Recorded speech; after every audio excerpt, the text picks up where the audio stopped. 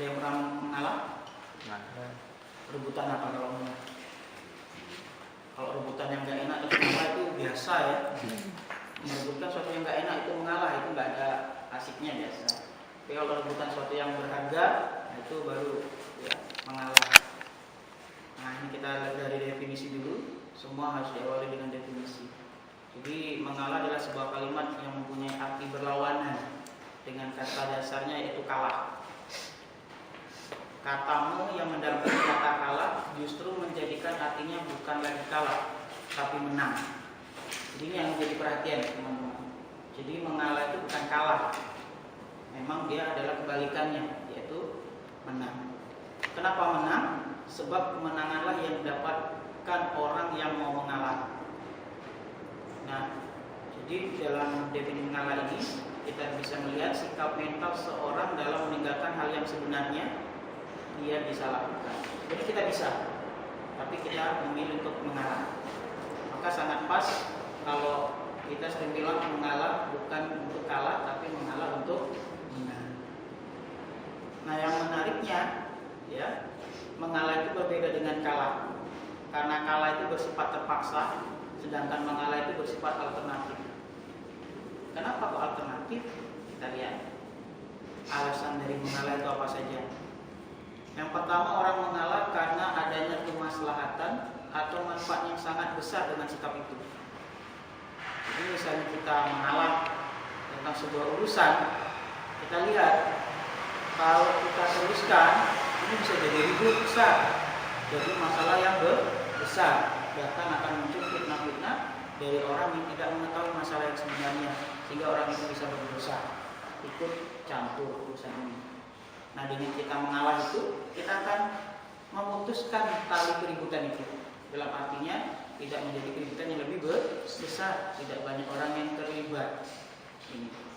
Yang kedua, mengalah karena menghindari mudorot atau hal-hal yang tidak diinginkan. Kita bisa saja menang, tapi kalau kita teruskan, ya, bisa jadi apa? Muncul kebencian, ya, nanti muncul fitnah baru, atau muncul musuh baru. Yang ketiga, karena rasa malu. Nah, rasa malu ini membuat orang harus mengalah juga. Kenapa? Nah, kalau dia ribut bisa saja. Tapi masa kita ribut dengan orang yang lebih tua dari kita?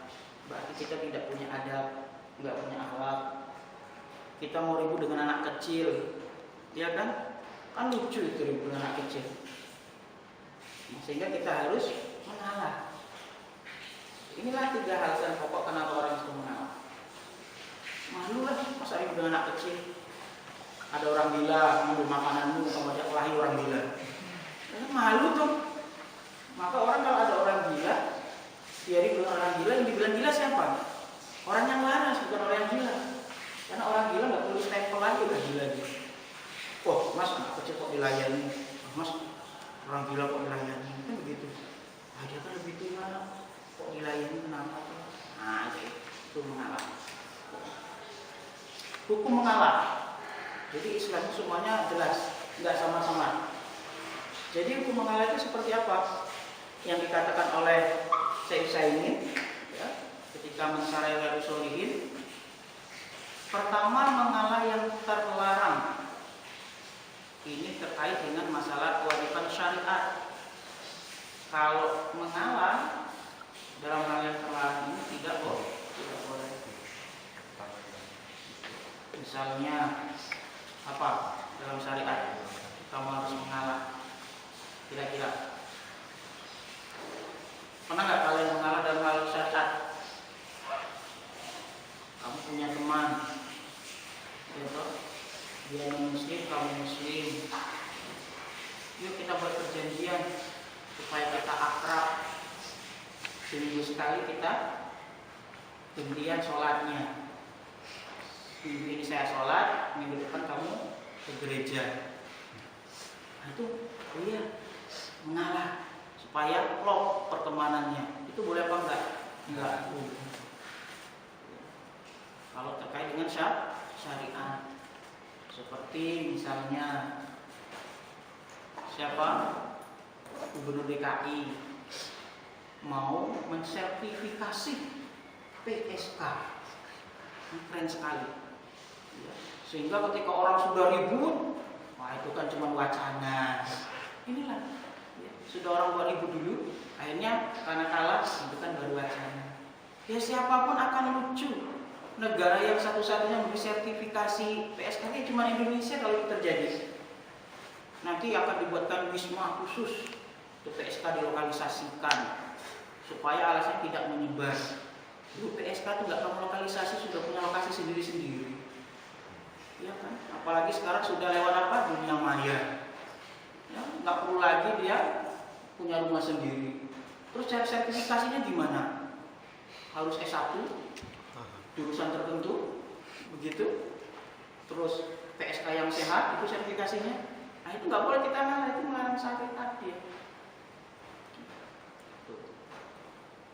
Ini nggak boleh ada yang mengalah tentang masalah syariat, apalagi sebuah kewajiban.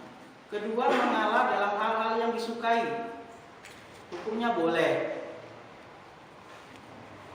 Apa contohnya hal-hal yang disukai? Misalnya makanan, ya. Tapi makanan yang disukai. Misalnya di situ kamu suka apa? Misalnya kamu suka nasi Padang. Ternyata tiba-tiba ada teman, dia suka makananmu, kamu kasihkan. Boleh-boleh saja. Mengalah dalam hal yang dibolehkan. Misalnya apa lagi? Yuk kita pilih jalan-jalan. Mau kemana? Oh, ke Paris saja, Parangtritis. Oh enggak, Jerman saja, jejer Kauman, ribut. Ya sudahlah, pilih suara terbanyak, sangalah saja. Ya nggak apa-apa, malah boleh itu. Jadi hal-hal yang disukai kalau kita mengalah nggak apa-apa. Lalu bagaimana? Ya, kalau yang disukai itu lawan jenis, apa harus diperjuangkan? Jadi ada yang nanya, Pak, saya itu harus memilih salah satu di antara laki-laki. Tapi salah satu laki-laki ketika sudah saya memberikan pilihan, dia marah, dia nggak setuju karena saya memilih yang lain. Lalu bagaimana saya ini? Apa jawaban saya? Nggak ada yang berhak menentukan boleh atau tidak kecuali sesuatu yang sudah sah, yaitu pernikahan. Mau pernikahan ada cerai, apalagi pacaran, nggak ada hukumnya toh. Emang kalau orang putusin cinta masuk penjara? Kan nggak ada.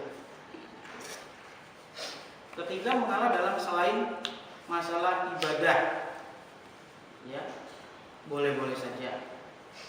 Nah kalau yang tadi kedua itu hal yang disukai, kalau dalam hal ibadah apa? Misalnya sop pertama, tetapi ini ternyata ulama berbeda pendapat. Kalau terkait ibadah itu makruh. Misalnya kamu sop pertama, ada orang malah kamu suruh silakan duluan sop pertama, saya di belakang saja. Enggak boleh, malah makruh. Ya, tapi ada yang membolehkan kalau yang suka dengan ibadah, tapi ulama yang lain memakruhkan. Ya, karena berarti dia tidak suka kebaikan. Nah inilah menurut saya ingin. Selain masalah ibadah boleh, bahkan apabila itu disukai. Yang pertama, mengalah untuk menang. Nah ini tadi sudah kita bahas sedikit. Mengalah jenis ini pernah dipraktikkan oleh Panglima Perang Khalid bin Walid, ya, dalam perang Mu'tah. Ya. Mengalah dulu. Jadi ketika perang, Khalid bin Walid ini lihat, ini kayaknya kalau diteruskan kita akan kalah, banyak jatuh korban. Akhirnya dia mundur untuk mengatur strategi.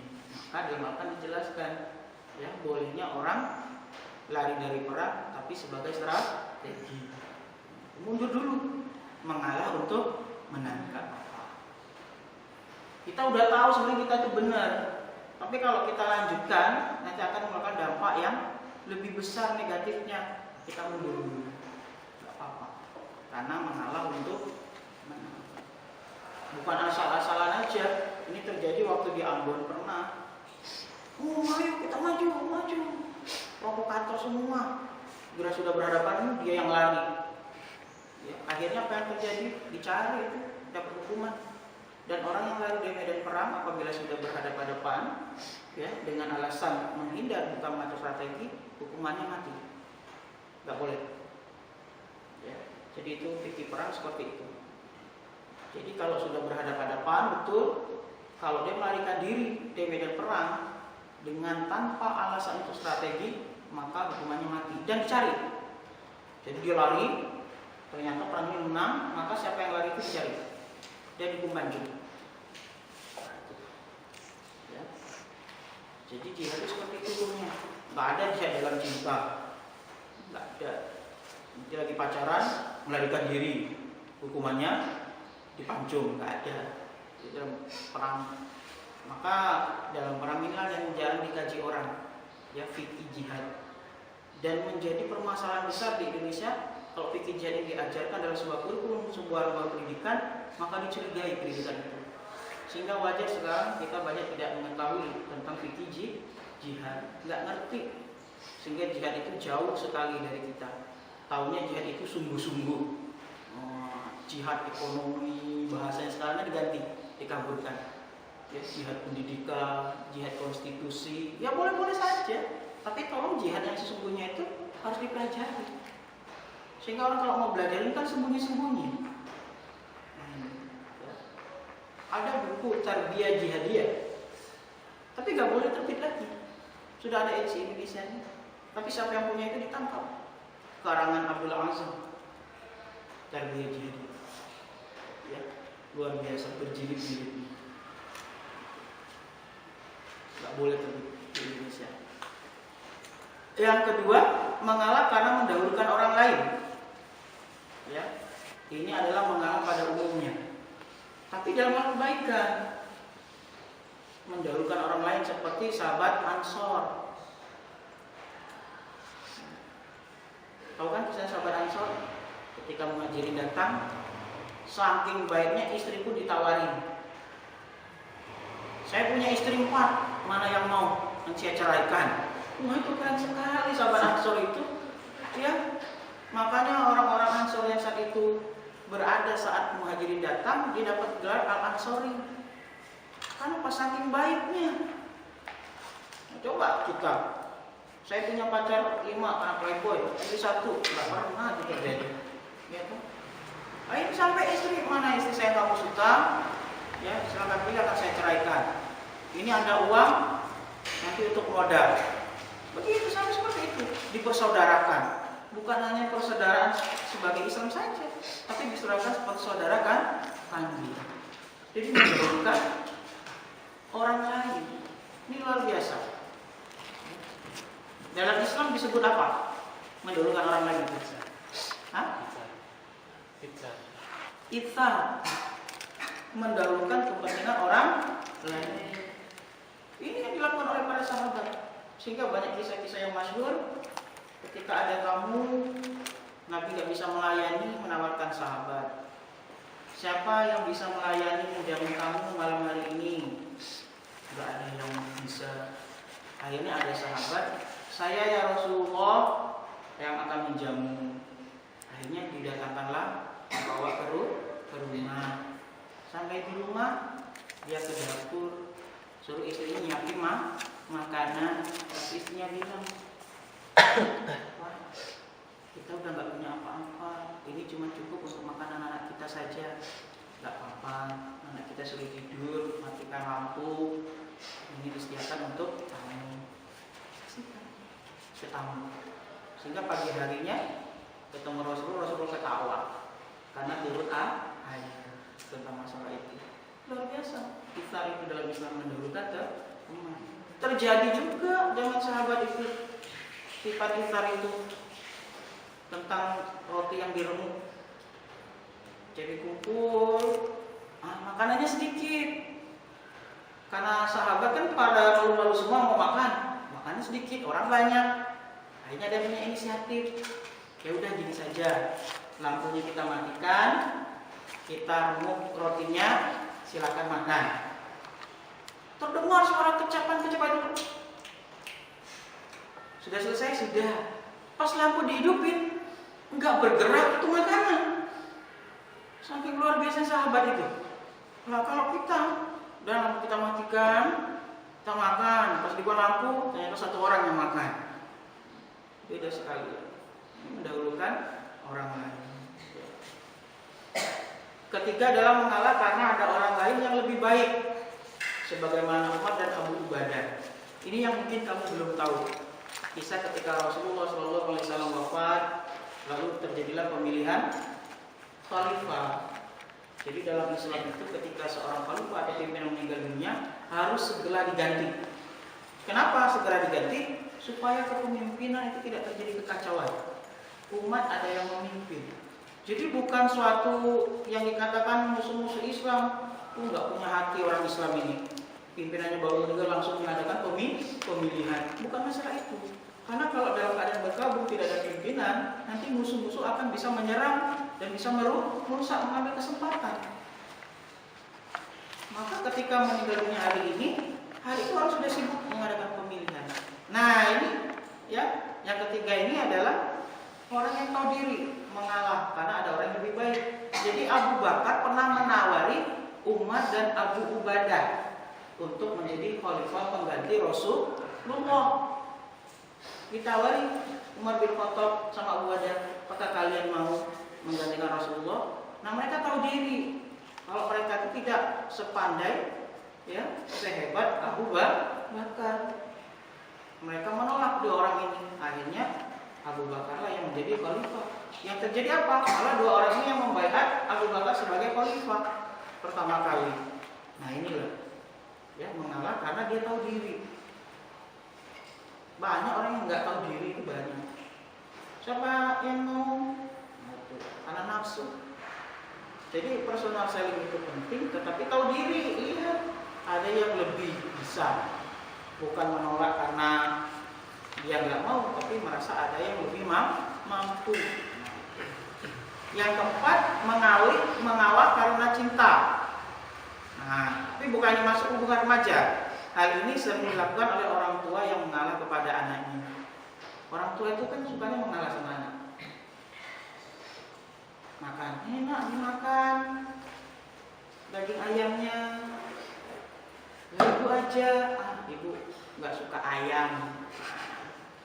Udah, anaknya pergi, sudah selesai makan, tulang bekas makannya digigit. Orang tua,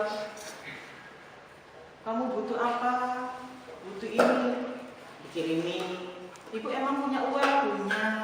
Padahal ibunya cuma minum, nggak makan di rumah. Itulah orang tua.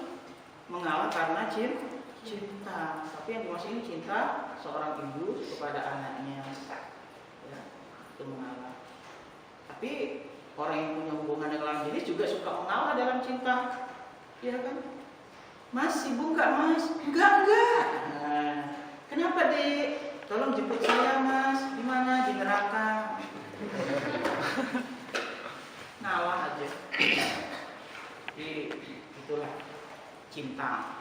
Karena tidak mau ribut dan enggak mau cekcok dengan orang lain. Ini penting.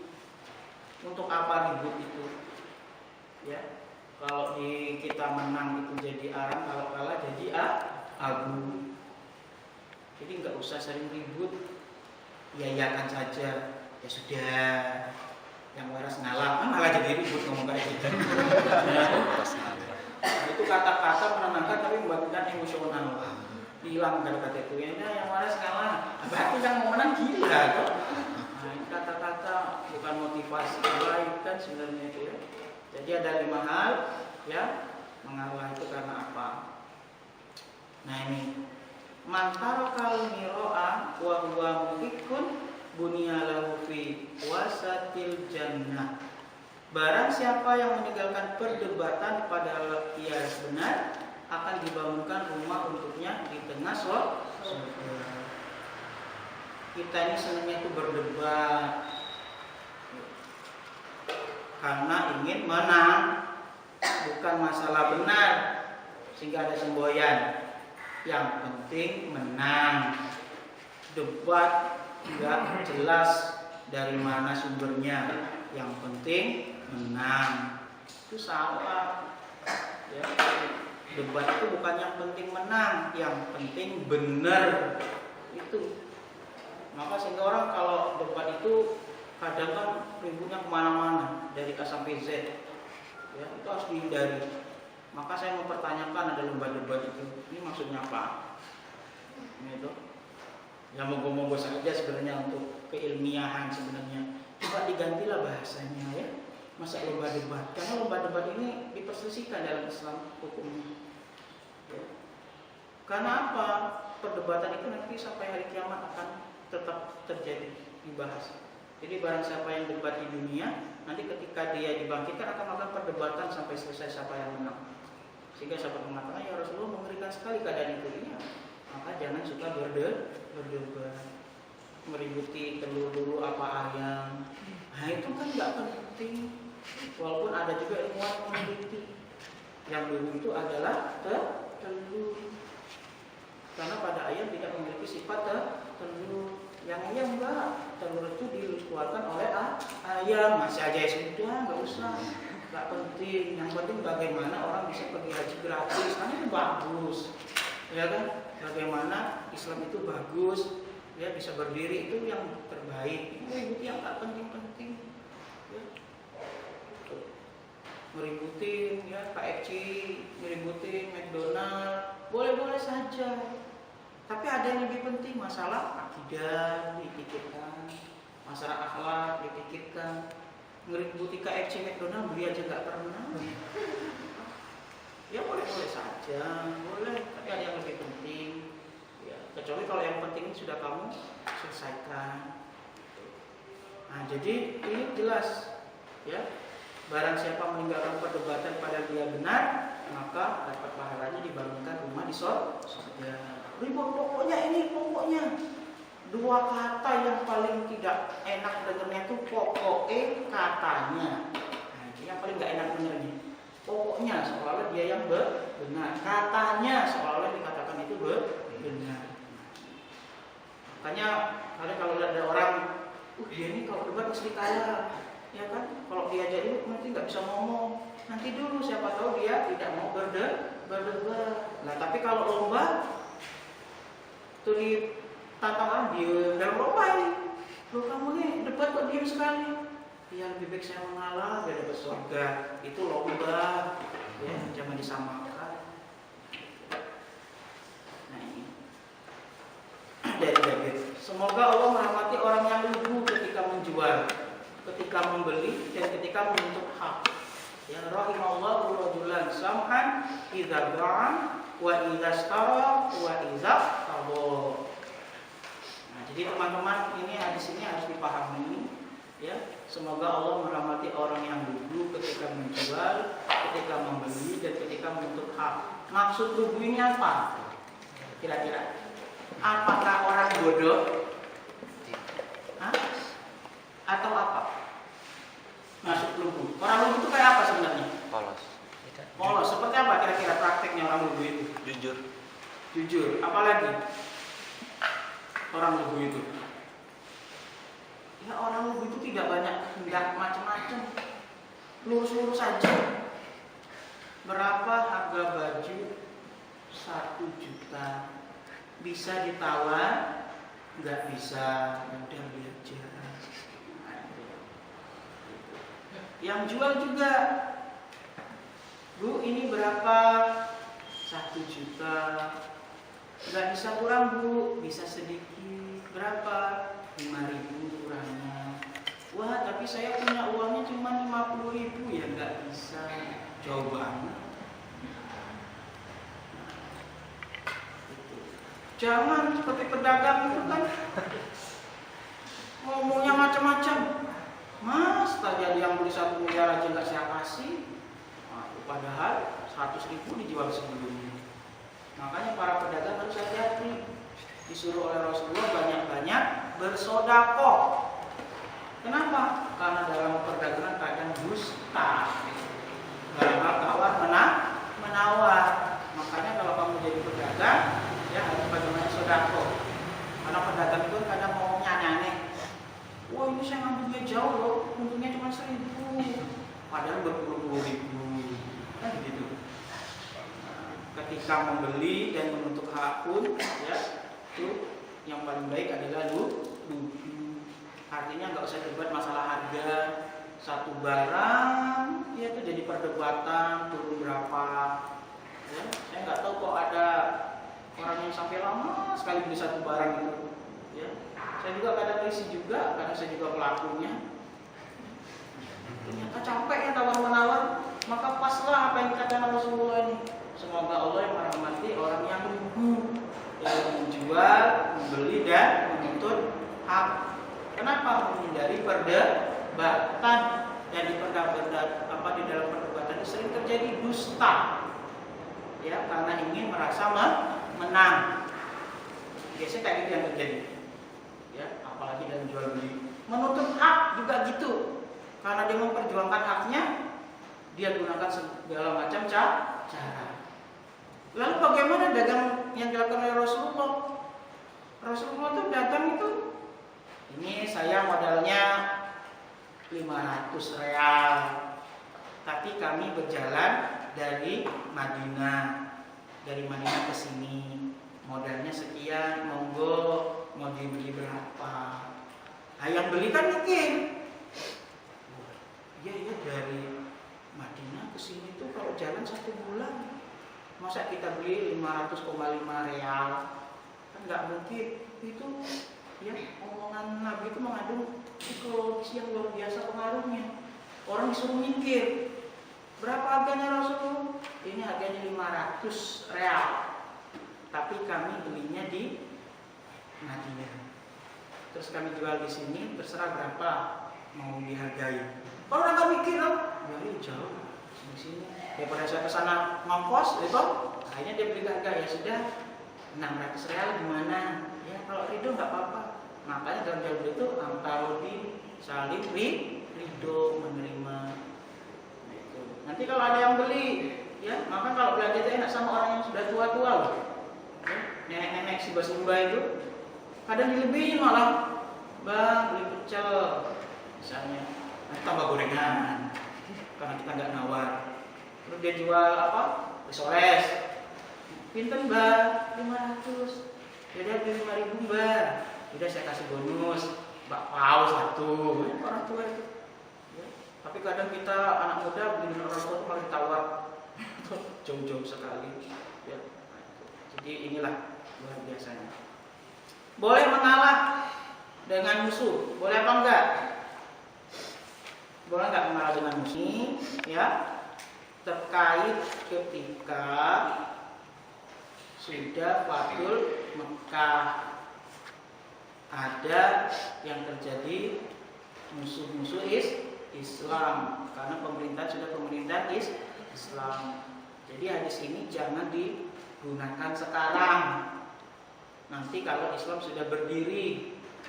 Karena hadis ini menjadi landasan tidak bolehnya kita mengalah kepada musuh Islam, termasuk dalam bersikap. Nah ini contohnya, janganlah kalian memulai mengucapkan salam kepada orang Yahudi dan Nasrani. Apabila kalian bertemu dengan salah seorang dari mereka di jalan, maka desaklah dia hingga di tempat yang tersempit. Hadis ini kenapa saya sampaikan? Supaya nggak salah paham dalam hal mengalah. Gak boleh mengalah sama musuh. Ini hadisnya jelas. Nasrani dan Yahudi. Jadi nanti kamu ketika ada mahasiswa yang dari Cina itu lewat sini kan nggak muslim, sampai terjatuh. Kenapa kamu jahat sekali? Ditangkap satpam. Ini hadisnya. Salah paham. Jadi saat itu mengalah itu tidak boleh sama musuh Islam, termasuk dalam kehidupan sehari-hari, karena dengan suasana yang masih permusuhan.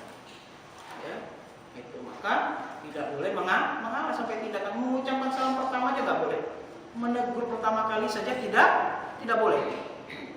Tapi hadis ini berlaku negara Islam, dan itu mereka kafirnya kafir apa? Kafir harbi yang harus diperangi, bukan kafir jinni. Kafir yang membayar pajak. kerja karena dia dilindungi haknya. Nah, itu. Jadi kamu jangan coba kita hadisnya anak muda di sini semangat. Gak boleh kita mengalah dengan Yahudi Nasrani sampai berjalur harus kita pepet, benar. Tapi jangan dilakukan di Indonesia saat ini. Ya. Itu waktu kamu ngeyel, ini dari Rasulullah. Bapak agamanya apa? Islam.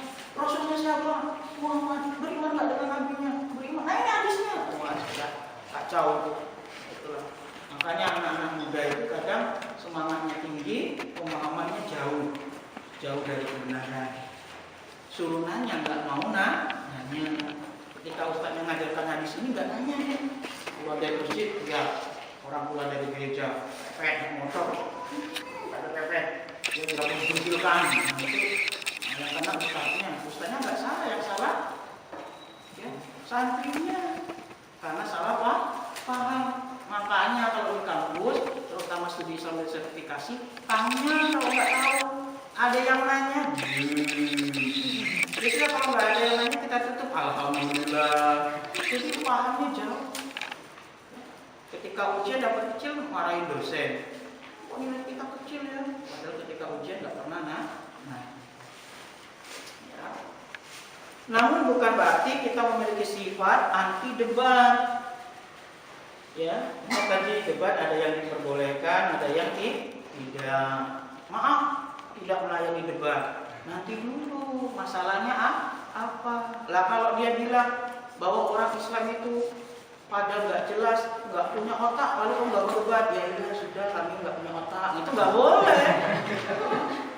Jangan asal jadi dalam memahami hadis itu. Jadi dilihat kondisinya. Ketika orang non-Muslim bilang, lihat Islam ini katanya rahmatan lil alamin, tapi yang mencuri Islam, perkosa Islam, bunuh orang tua Islam, terus kamu terima? Enggak, harus diluruskan. Itu.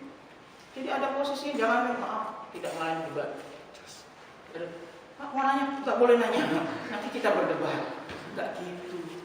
Ya. Kekasih yang baik adalah dia yang selalu mengalah dalam setiap pertengkaran, karena dia merasa lebih baik mengalah daripada harus kehilangan orang yang dicintainya. Enggak boleh juga seperti ini melo banget. Sudah tahu pasanganmu selingkuh, ngalah. Sudah tahu pasanganmu zina, kamu ngalah. Ya lebih baik mengalah Pak, daripada kehilangan yang dicintai. Ini goblok, jangan kuadrat. Itu harus terstruktur dengan baik. Ya. Makanya kalau kajian itu kalau nggak paham tanya. Aku mengalah bukan berarti aku kalah. Hanya aku sadar siapa aku. Boleh-boleh saja, tapi jangan merendahkan dirimu serendah-rendahnya, ya. Dan tidak menunjukkan kebaikan. Boleh kamu merendahkan dirimu sehingga tidak ada yang merendahkanmu, itu bagus. Tapi jangan terlena. Ya. Saya itu sadar kok siapa saya ini. Nanti dulu dilihat siapa yang lawan debat kita itu. Penting atau tidak kita berdebat dengannya. Siapa yang kita bela dalam berdebat itu. Kalau yang kita bela itu adalah syariat Islam yang dihinakan orang, lalu kita berdebat dengannya, boleh-boleh saja. Kan gitu. Ya. Jangan terbalik-balik. Ada orang muslim mencaci maki Islam, ya nggak apa-apa lah daripada harus berdebat. Ya sudah. Ya. Ada gambar Nabi, ya ribut, kamu diam aja. Udah yang waras ngalah. Ya sudah, wassalam. Aku bukanlah penuh cinta yang harus selalu mengalah. Kan lagu. Pernah ada lagu ini? Sering. Ya siapa yang nyuruh kamu jadi pengemis? Ya kan? Jangan terlalu dulu lah. Ya sudah, gue lagi yang ngalah nggak apa-apa. Gue sudah terbiasa. Oh, ini kan lucu. Ngalah itu memang boleh, jadi biasanya boleh, tapi lihat mengalahnya karena apa, ya kan? Kamu dicopet, udah nggak apa-apa, ambil aja Pak. Mikir dulu. Ya kalau kamu mempertahankan hakmu, ya itu kamu maksudnya jihad. Itu kamu meninggalnya syahid. Yang perempuan memperkosa ya Pak, silakan Pak, saya ngalah. Nggak boleh gitu. Ya kan, pasrah Pak, silakan Pak. Yang laki-laki dirampok, mau ngapain Pak? Merampok, ya udah dia aja Pak. Mana yang mau? Bilang saya diambil. biarkanlah waktu yang akan menjawab semua. Ini penting memang, ya. Kalian profesional. Kamu tidak melakukan satu, dituduh orang, kamu di penjara, ya sudah, saya mengalah di penjara, nggak apa-apa. Biar waktu yang menentukan. Nanti dulu perjuangkan dulu, benar atau salah, kan begitu. Dituduh orang, kamu mencuri, ya sudahlah, saya ngalah aja. Biar waktu yang menentukan. Ya boleh-boleh saja kalau kamu menderita. Dituduh nyontek, ditangkap oleh pengawas, kamu nyontek. Ya sudah mbak, catat aja. Nilainya nggak keluar. Kadang mengalah dan meminta maaf itu lebih baik daripada menjelaskan segalanya kepada orang yang tidak mau mengerti. Memang benar adanya, ya. Kita tuh kadang udah jelasin baik-baik, masih paham nggak? Enggak. Ya, susah. Sebenarnya paham atau tidak itu banyak faktor. Faktor memang pengetahuan, tahu atau tidak, ya. Satu faktor karena memang dia nggak suka. Yang tiga memang nggak mau kalah. Nah begitu. Mengalah demi tujuan, ini bagus. Kamu tujuannya apa? Ini biasanya diambil oleh orang-orang yang bekerja. Karena apa tujuan dia itu apa? Melaksanakan tanggung jawab untuk keluarga. Daripada nanti saya bersikeras begini-gini, lalu saya diberhentikan, dipecat, anak saya mau makan apa, ya kan? Terus mengalah dalam kemunafikan sudah, ya kan? Ada lagi tujuan saya ke Jogja ini kan untuk kuliah, jadi saya rela melakukan apa saja, dia kerja dimarahin terus, ya nggak apa-apa lah, yang penting saya bisa makan, dapat uang, bisa lulus kuliah, kan ada tujuan yang bagus, nggak apa-apa. Mengalah itu, ya kan? Tempat kerja itu kadang kalau nggak dapat tuan yang bagus, tuannya marah-marah terus, kan begitu. Dapat dosen marah-marah terus, itu nggak apa-apa, saya jilat-jilat bapak, yang penting nilai saya A, minum air cucian kaki bapak, gitu. Seperti yang sering terjadi itu ya, orang ngawur, ya. Mengalah untuk menang, mengalah bukan berarti harus kalah. Untuk sebuah tujuan baik, kita tidak bisa ingin selalu menang. Kita terkadang harus mengalah. Itu penting. Juga penting. Kalau lagi asik belajar, teman ngajak kamu, yuk ikut saya lagi party ulang tahun ini. Yuk ikut saya, nanti saya traktir. Terus saya lagi buat tugas ini, nggak bisa. Nah itu nggak apa-apa mengalah kayak gitu. Ya ini enggak demi kesetiakawanan sosial. Ikut. Akhirnya pas presentasi makalah nggak selesai, itu salah mengalah kayak gitu. Kalau saya nggak apa-apa, tinggal nilainya kurangi aja, kan begitu. Jadi nggak usah ribut marah-marah. Nah ini yang sering saya tampilkan, belajar mengalah sampai tidak seorang pun dapat mengalahkan. Bukanlah kesabaran jika masih mempunyai batas, dan bukanlah keikhlasan jika masih merasakan sakit. Ini perhatikan. Kadang orang mengalah itu nggak ikhlas juga, ngalah tapi nggak ikhlas. Ya, kenapa masa sakit? Itu nggak ikhlas namanya. Jadi ikhlas itu intinya kamu tidak merasakan apapun dari apa yang kamu terima, baik itu sebuah pujian, kemuliaan atau keburukan, hinaan. Kamu nggak merasakan apapun. Itu namanya ikhlas. Karena ikhlas itu artinya murni, tanpa noda, bukan rinso, murni, ya. Itu namanya. Tapi kalau kamu masih, saya itu sudah ikhlas membantu dia, tapi kalau begini itu sakit rasanya, nggak jadi ikhlas. Iya, nggak jadi ikhlas. Jadi ikhlas itu tidak merasakan sakit. Nah, selesai. Kalau ada yang mau tanya silakan. Yang mau mengalah, ya nanti buat jamiatul ngalah, jemaah ngalah. Kalau presentasi, wah kamu salah, ya sudah saya terima salah. Nanti dulu yang salah yang mana? Gitu. Tapi kalau mengalah kepada orang tua lebih baik. Ya. Udah berhenti kuliah, kerja saja. Udah berhenti kalau memang nggak ada cara lain. Udah berhenti kuliah. iya nikah saja. Serius Pak? Serius? Ya. Kalau saya sering begitu, kalau ditanya bagaimana Pak solusinya orang tua saya memaksa. Kalau memang sudah nggak ada jalan lain, kalau kamu mengikuti apa yang orang tua kamu suruh, sudah ikuti selama itu tidak bertentangan dengan Al-Quran dan As-Sunnah. Kalau nanti ketika kamu mengikuti orang tuamu ternyata orang tuamu salah, maka orang tuamu yang merasa bersalah luar biasa. Dan disitulah kamu akan merasa menang dan orang tuamu akan semakin cinta kepadamu. Kalau anak muda sekarang enggak setuju dengan pilihan orang tua, kan orang tuanya tidak tahu seleranya. Dia lupa kalau dia itu darah daging orang tuanya. Kan begitu. Ini bukan zaman Siti Nurbaya. Emang nggak pernah ada zaman Siti Nurbaya itu. Yang ada zaman kuno, zaman modern. Begitu. Emang Siti Nurbaya siapa? Kok dijadikan zaman? Ini kita orang tua pengennya jadi dokter, enggak, saya jadi preman aja. Apain capek-capek kuliah, stres, uang banyak, mending jadi preman dapat duit, kan begitu. Nanti giliran dia nggak berhasil, marah, libur. Jadi memang begitulah kita itu. Makanya paling penting itu ridho orang tua, ridho wali lain. Ya, jadi ridhonya Allah itu pada ridhonya kedua orang tua. Selama kamu masih bisa mengalah dengan orang tua, mengalah. Ya, nggak usah kamu ribut dengan orang tua. Kecuali itu sudah menjadi. Silakan kalau ada yang mau bertanya. Yang dulu kita mengalah itu dalam rangka apa dulu? Ya, tadi kan ada mengalah itu disebabkan ini. Ya, terkait nggak dengan 3 alasan ini?